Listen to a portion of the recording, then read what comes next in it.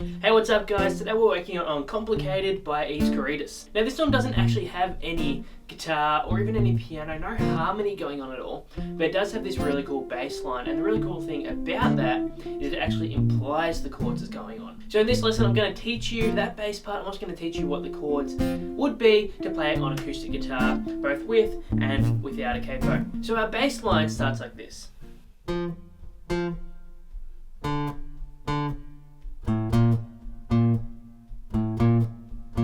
So we're playing the 8th fret on the 5th string, down to the 5th fret on the 5th string, and then we go 5, 6 on the 6th string.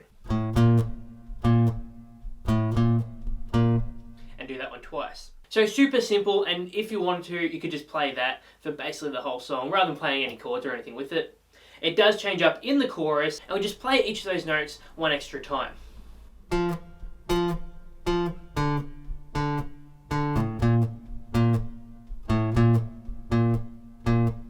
The only other part that we have is in the second half of the verse, which just for the sake of this video, I'm just going to call it a pre-chorus, even though the way the song flows, it really is just part of the verse. But in that pre-chorus, rather than starting on the 8th fret on the 5th string, we actually start on the 8th fret on the 6th string.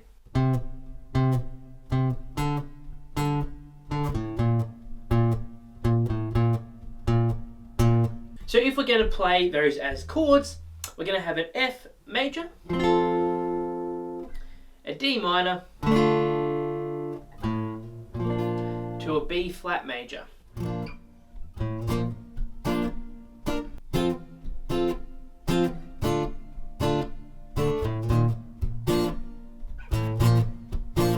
Then in the pre-chorus part we start on a C.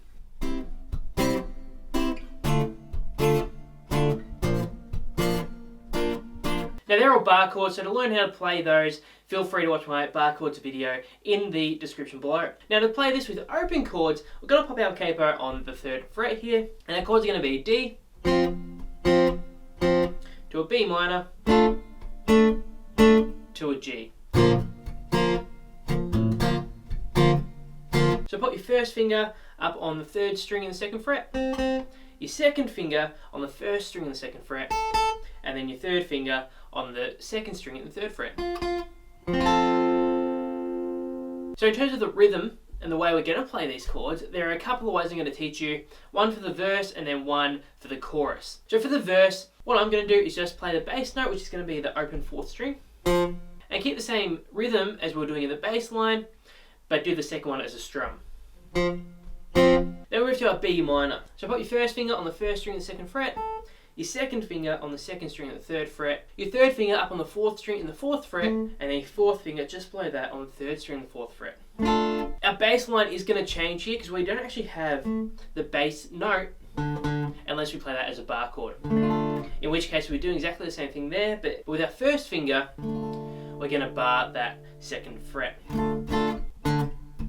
But if we're not doing it as a bar, just hit the 4th string as our bass note instead, and then a strum. And then we go to our G. And you can do either a 3-note or a 4-note G for this.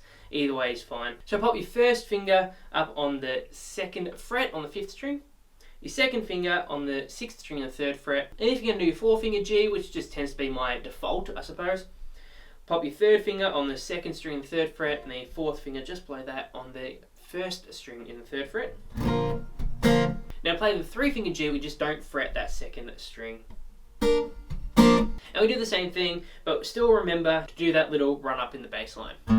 So the way I would do that is get your fingering for the G down and keep these 3rd and 4th fingers, or just your 3rd finger or just your 4th finger, depending on which way you're playing it. Keep them down, then use your 1st finger on the 2nd fret on the 6th string, and then your 2nd finger up on the 3rd fret on the 6th string.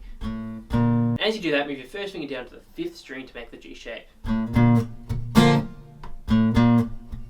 Now in the pre-chorus, we're going to do the same thing, but instead of the D, we're going to play an A.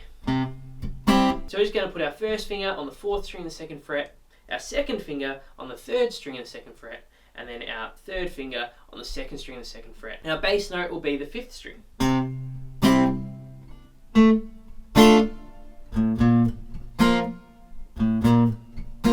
for the chorus, you can just keep playing it like that. Obviously add in that extra strum, like that extra note we did in the bass line. Or to build it up a little bit more, especially if you are just on the guitar and you don't have a full band around you, just do them all as full strums.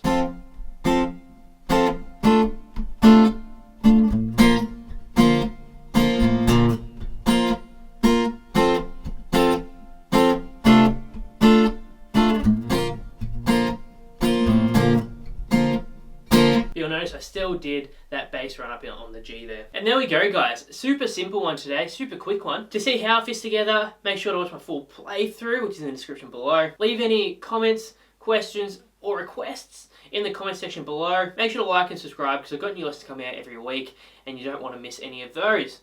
Thanks for watching, guys. I'm Sam. I'll see you next time.